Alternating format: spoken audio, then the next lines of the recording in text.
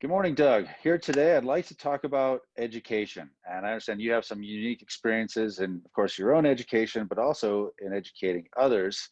And the world, specifically with education right now, the thing that it's really top of mind with me because I have two kids who are in the educational system. One of them happens to be in a private school, and one of them is in a public school.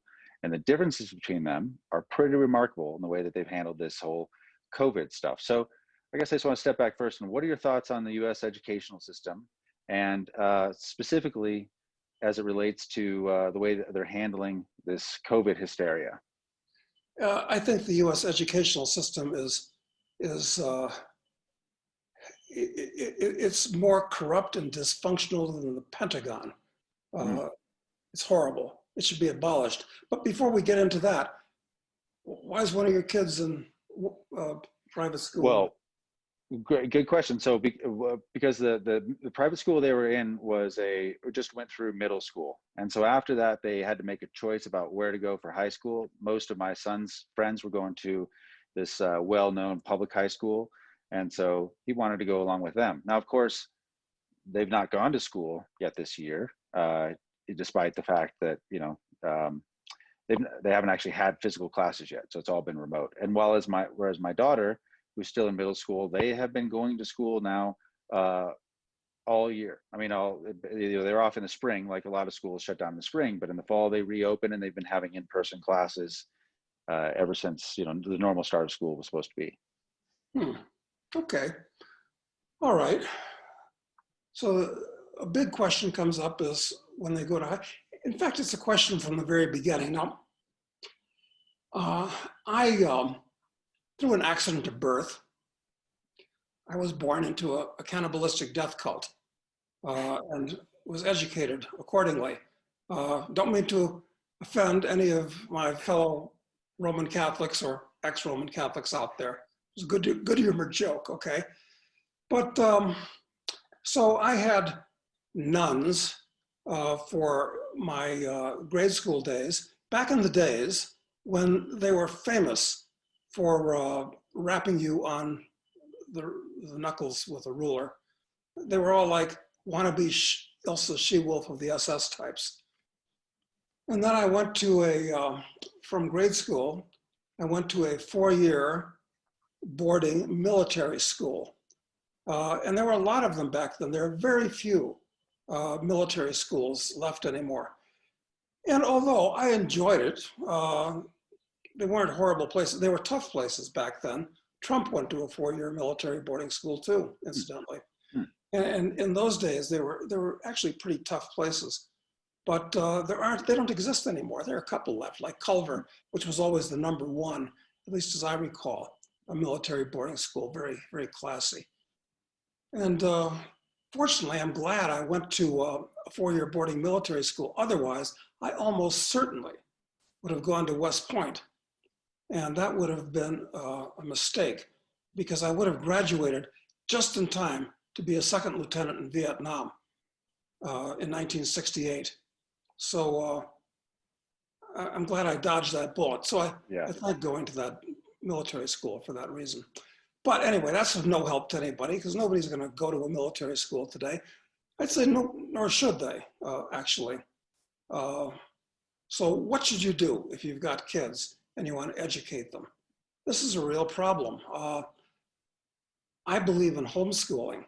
Homeschooling has a bad reputation because it's mostly, or historically in the US, been done by Christians. And a lot of the curriculums are very much like the American equivalent of a madrasa for a Middle Easterner. Madrasas are very heavy on, learning the tenets Islamic of education, the Prophet. And so, yeah, of course, homeschooling's gotten a bad reputation because, you think that people ran with dinosaurs a few thousand years ago and all the rest of it. But that said, I think that homeschooling is a great idea. The problem with homeschooling is if both father and mother work, which is often the case today, it's not too practical. But there's got to be a better alternative than sending your kid off to a prison, in effect for, what is it, from 8 to 4 every day? I mean, Yeah. what are the hours usually? 8 to 4? Yeah, that's essentially it. Yeah, you know, one of the things is I think one of the positive things about this COVID situation is that it's actually revealing what we all parents, a lot of parents privately already knew, and that is that school was optimized for childcare, not education. And so when you take out that childcare component, what's left is like this rotting carcass. I mean, it's almost nothing. And when you're doing these Zoom calls as a parent, you can listen in on what's actually being taught there, and it's shocking how little is actually there. Really shocking.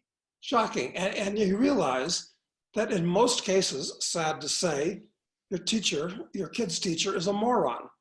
I mean, somebody who's a teacher because they couldn't get a better job. Uh, and teachers are actually quite well paid, in my opinion, Mm. because they only work 9 months of the year with long breaks for Easter and Christmas, short days, and you know, and they're actually quite highly paid due to the extortionate teachers unions. But Mm. look, I think that it's a huge mistake, if you can avoid it, to send your kid off to daycare / prison for years of his life, where he'll absorb some things by osmosis. But unless he has an exceptional teacher, he's wasting his time. Not only that, but he's probably going to be bored and turned off on the idea of everything that has to do with school. It's a very bad idea from every point of view. Do you know that in Washington, D.C., which is a high-cost jurisdiction for this, but the cost per student for grade school per year is $15,000. And It's amazing. nationwide, the number, I know this number because I was just reading an article on this yesterday, analyzing this, and it was so shocking that I happened to remember the numbers. And the cost is $12,000 per year nationwide on an average. This is a gigantic waste. The only beneficiaries are these overpaid teachers. And it's not so much even the overpaid teachers, it's administrators. It's like any other bureaucracy. The longer it stays in existence, the less frontline soldiers you have, and the more administrators and back office people and paper shufflers and useless mouths that you have. Now, the system should be abolished. In fact, I'm warming to the topic now. It's that most people don't know that the current mechanized public school system we have today, the first country to have put it into effect was Bismarck in Germany in the 1880s, after Germany was united. And they put together a public school system, and then it spread all over Europe and North America. And it was intended to train the workers and peasants to be good cogs in the machine, to fit into assembling things in factories, and to be happy in their work in the fields or whatever. So it was corrupt from the very beginning. You know, one thing I was thinking, I always had growing up, I knew a couple of homeschooled kids, not many, but I knew a couple, and I don't really know if they probably were for religious reasons, it was why they were homeschooled, but I remember thinking that they were weird. The thought I always had is that there's something weird about these people, these kids. As I've gotten older though, and I've gotten to meet more homeschooled kids, or meet now adults who are homeschooled, what I actually find out, what I thought was weird about them when I was a kid, what it really was is that they didn't have the same sort of strange insecurity that kids who went through the public school system had. Like they had this comfort with themselves and with their world, that if you went to a home, or if you went to a school, was sort of you could basically beaten out of you. You know what I mean? Like you socialized out of you. Like you were supposed to question yourself all the time. You kind of found yourself being judged by peer groups and by teachers, and so you just always like your sense of self, I guess, it gets diminished in those institutions. versus these seemingly, weird homeschool kids. I think that they just weren't broken. I think they just were not institutionalized, is what I guess is the word I'm trying to say. Yeah, I think you're absolutely right about that. Uh, you know, you can learn a lot, like Yogi Berra said. I guess you can learn a lot just by watching. And Arnold Schwarzenegger made a movie called Twins with Danny DeVito. Do you recall seeing that? Yes, of course, yeah. And to me, the most important part of the movie weren't the sight gags and all that. It was that Arnold, one of the reasons he was so different from Danny DeVito is that he grew up on a desert island where he was homeschooled, where all he did was learn things, including good manners and politeness and physical and mental culture. So that's why he was so much different and superior to DeVito, who's a typical product of the New York school system. And I think that's actually ideal. If you can get your family to a desert island and teach the kids and bring them up in that kind of an environment, it's so much better than having them corrupted by 50 or 100 other young yahoos whose bad habits will rub off on them. It's forget this thing about, oh, I got to send my kid to school so they can be socially acculturated. This is bullshit. That'll happen. In fact, if you homeschool them today, sure, kids want to associate and meet with other kids, but there are neighbors. And if there aren't neighbors, go find kids to play ball with, or take them to a karate class or something like that. Get to know other kids. You don't need to have them at a time when kids should be doing things, sitting in a class. And furthermore, the best way to learn anything is not by sitting there listening to somebody who is marginally qualified to do anything, which is why they wind up as a teacher. Lecture at them for 8 hours a day, but it's to learn by doing, okay? That's something they can do, learn to build things. And the whole thing is wrong. It's bankrupting these local cities with the costs. It's corrupting the kids. It's horrible. It does seem like it's the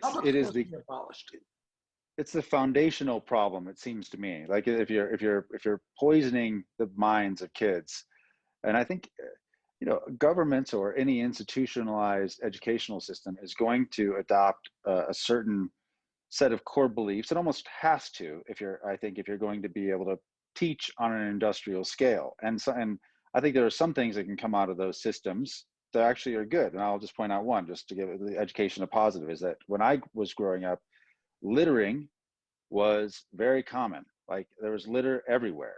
And then sometime when I was going through grade school, there was this very aggressive campaign of brainwashing in schools about littering, and about that it was wrong. And that, we had days where the whole school would leave and we'd go pick up garbage. And now I literally don't have the ability. I physically cannot litter. I can't make myself do it because I've been brainwashed. And I look at that and I go, well, I think that was a positive thing, even though being brainwashed seems like it's always bad. But the school systems today, does seem to me they aren't even, they are brainwashing because they almost must, but there don't seem to be brainwashing with things that have a benefit for the kids or for society as a whole either. I'd agree. It's just the opposite. I mean, this is something that totalitarian and authoritarian societies are well aware of. I mean, it was, look, the Soviets and the Nazis were very big on brainwashing their kids and inculcating their values into the kids early. And who was the first person that said this? Well, the first person that I can remember that said this was Saint Ignatius Loyola, founded the Jesuits. And he said, give me a child until he's age 7 and I will control him or change him or whatever for the rest of his life. And Lenin said exactly the same thing. Lenin was, a very smart guy, and he was very correct. But I don't want either Saint Ignatius and his values or Lenin's values inculcated into my kid, and certainly not the values of a politically motivated local school board with the idiotic choices that they generally make for both books and teachers. Incidentally, I speak as somebody that after I got out of college, I graduated a semester. Well, anyway, I was looking for a job, but I was recovering from a serious auto accident that I had in Europe, and so I was staying at home, and I said I need a job. And my mother, you know, mothers are always trying to help their kids, got me a job teaching school in Hobart, Indiana. Now, if you've ever seen the John Belushi movie, Blues Brothers, you know exactly where I was. Hobart is steel country. And all the kids in my 6th grade class, where I was assigned as a teacher because I had a college degree, were all the sons and daughters of people that came up from generally Kentucky and Tennessee to get the high-paying jobs in the steel mills of northern Indiana. So that's where I was. And it was quite interesting because I absolutely couldn't have anything to do with my fellow teachers. I mean, I was the black sheep. I was an oddball there, completely. So That's unusual for you, I know. Huh? It's unusual for you to be the oddball in a group, right? Very unusual, yes. And the kids were kind of amused by me because I didn't have anywhere near the breadth or depth of knowledge that I do now, obviously, because when I was 23 years old, what did I know? But I knew more than the other teachers did, I guarantee you. And when we went through the books, you know, I'd ask the kids to read it, and then we'd discuss the chapter. And then I would comment on the things in the book. Does this make sense to you, or doesn't it? And, you know, little Susie would say this, and Billy would say that. And then we discussed that as to whether they were being logical or rational in their comments. They didn't have any knowledge so they were basically making like moral comments about this is right or what wrong morally. But oddly, most kids don't get any moral education.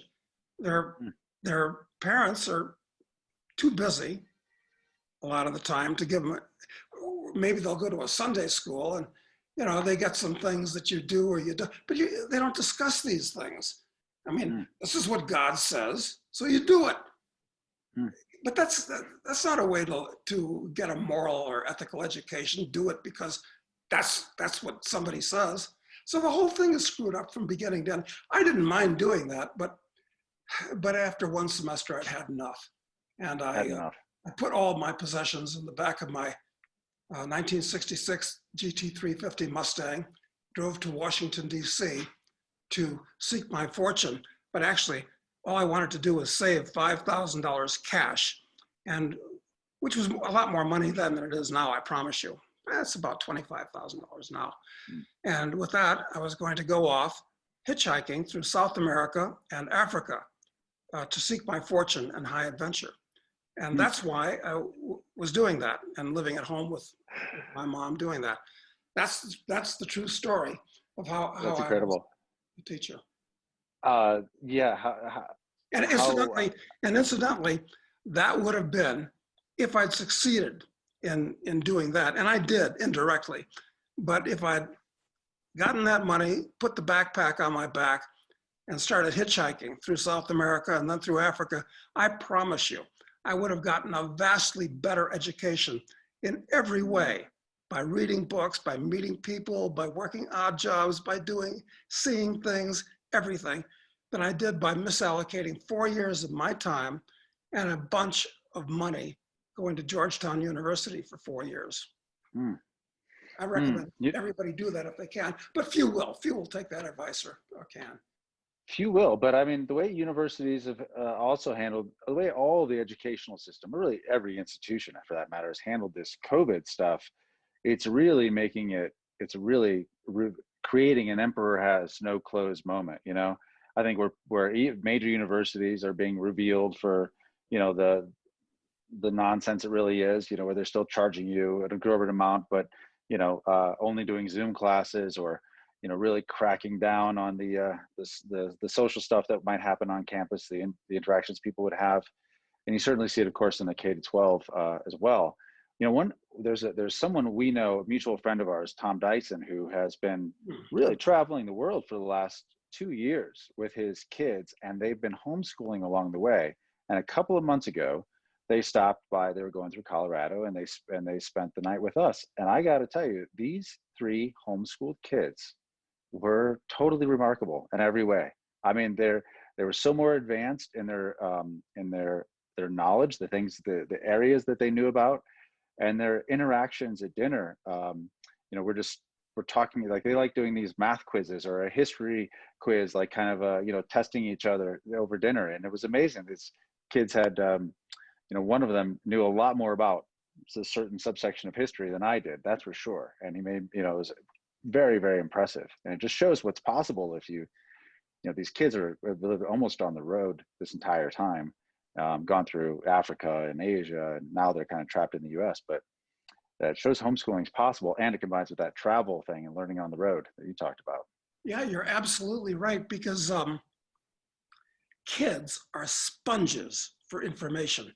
If they're not corrupted by, bored to death by the schools, and the sponges and filled with all kinds of dreck that the public school system will fill them with. So Dyson is a hero, taking these years to travel the world and enjoy himself and become actually bring his kids up properly, and he's having a good time, and it doesn't cost anything, just gas for the car. It's fantastic. That's the way you ought to do it. He tells me it's the happiest period he's ever had in his life, in fact, the last couple of years. Yeah. And his kids are going to look back at it very gratefully in the future. I think so too. And this whole idea of kids listening to these poorly educated teachers ramble on Zoom and be bored at home.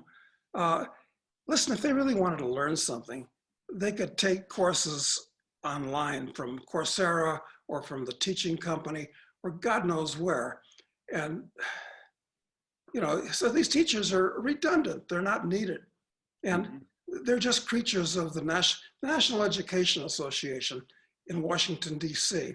I know it's building on 16th, I think it's 16th and M in Washington, a couple blocks up from the White House. And it's a large building full of bureaucrats shuffling paper. And it's a teachers union working to get better benefits, higher pay for the teachers. It's a sham. It's a sham. Yeah, I know. I was reading this study earlier, and that basically talked about, the study was trying to determine what were the factors that led to schools and districts that were more likely to open after COVID. As I said, my daughter's private school opened, my son's public school opened remote only though, and 3 weeks late. So, and here's what the study basically conclusion of it is that contrary to the conventional understanding of school districts as localized and nonpartisan actors, we find evidence that politics, far more than science, shape school district decision-making. Mass partisanship and teacher union strength best explain how school boards approached reopening. Additionally, we find evidence that districts are sensitive to the threat of private school exit, meaning competition. When there's competition, they gotta pay attention. So districts located in counties with a larger number of Catholic schools, for instance, were less likely to shut down and more likely to return to in-person learning. That's what you're saying, right? That's the teachers union basically driving the decisions around what happens even with the schools being open, and that we're not even talking about the quality of the actual education that might happen there. Well, that's right. In addition to the fact that a kid is more likely to get brain cancer than he is to get COVID. And he's 100 times more likely to get the ordinary flu than he is to get COVID. So there's no excuse for keeping kids out of school. Although that's a good thing about this COVID hysteria, is it's keeping kids out of school, and people are getting an understanding, wait a minute, this is all a scam, it's not necessary. And of course the teachers are mostly young. The only people that are in danger of COVID, this hysteria, are people over 60 and people in bad health or that are obese and all. Well, they're always in danger for everything. So yeah, it's the bright side of COVID. It's drawing this to the attention of a lot of people. What a scam the school system is. And you know what? If every kid, it costs an average of $12,000 to educate somebody per year, K through 12. Each family should be able to hire a private tutor for that. You know, Socrates, one of the great teachers of all history, didn't have a classroom, didn't have anything. They just walked and talked, and his students, you know, we still listen to Socrates today. So no, the whole school system should be abolished. And college is even worse. It gets worse because the whole purpose in a lot of people's view to go into school is to get a college education, and then you can say, I have a degree. And it's really bullshit. Most of these degrees are completely worthless, completely worthless. There was a guy I met recently who wrote a book. It's out now. You can buy it if you want. It's called Tiger Dad, okay? And I take off on, is it Amy Chu, the woman that wrote the book? Tiger Mom? Tiger Mom. His book is called Lion Dad. That's what it's called, Lion Dad. Okay. Okay. And he wanted me to write the foreword to the book. And the reason is the book is intended to what to do with your kid so we can get into an Ivy League university.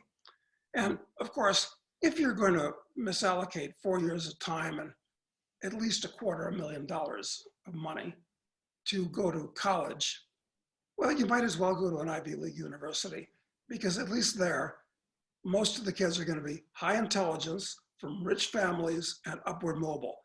So the classes aren't going to be worth that much. You'll absorb stuff by osmosis, but that's all. But you'll make some friends of a certain socioeconomic class. That's the only value of it. But I told Irv, that's his first name, I said, I can't write a foreword to this book because I don't believe in going to college. There are much, much better things that you can do at that stage of your life with $250,000 and 4 years of time. I mean, my God, if I'd had good counsel when I went to high school, and I did not, I wouldn't have gone to college.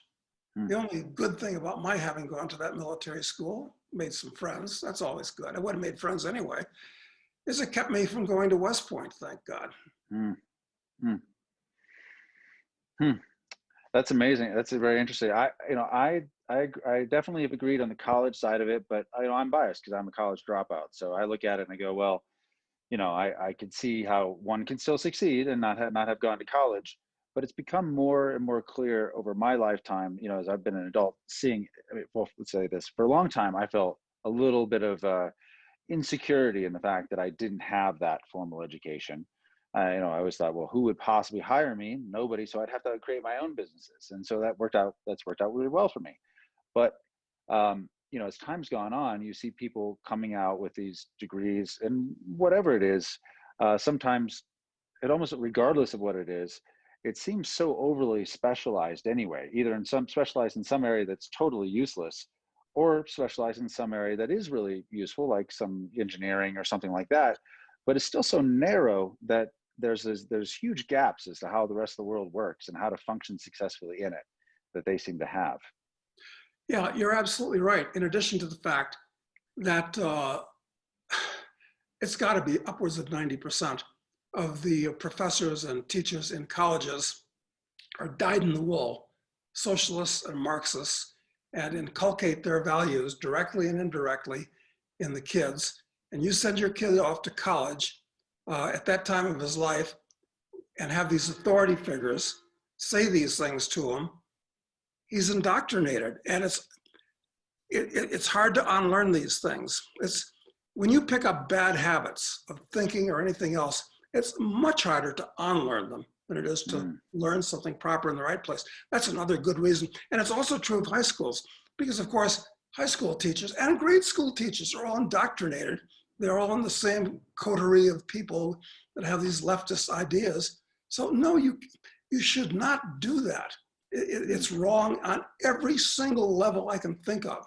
Unless, of course, if somebody wants to learn a particular science or technology or engineering or math, it's good to have a formal discipline. Okay, that's an exception. But you can do that after being homeschooled through high school, and you'll have much more knowledge than any of your classmates in freshman college, and you'll value those courses then in STEM Right. subjects. Okay, so for the record, I am withdrawing my son. Just for the record, I am withdrawing him from public school and plan to start homeschooling him next week. Like we've already filed the paperwork to actually pull him out of it, because even if you might argue, like you could argue that maybe there's some practical benefits of him being in it. I think those are hard to argue, actually, that they even exist. But the fact that it's all been virtual, it's like he's being homeschooled in front of some computer from some random, very mediocre people with a lot of crazy left-wing ideas, as you were saying. So I'm doing that, and I think it's not just me. I think that this is a big trend, and I think this is, if there's one positive thing that comes out of this COVID hysteria, I think it's this, the emperor has no clothes moment that every parent has had to have seen. That's actually, seeing what's actually happening with their education of the kids. Yep, and I'm so glad that, I'd expect no less of you, that you not just talk the talk, but walk the walk. It's happening. It's happening. All right, Doug. Well, thanks for the conversation on education. I'm sure there's lots more topics we can get into this later.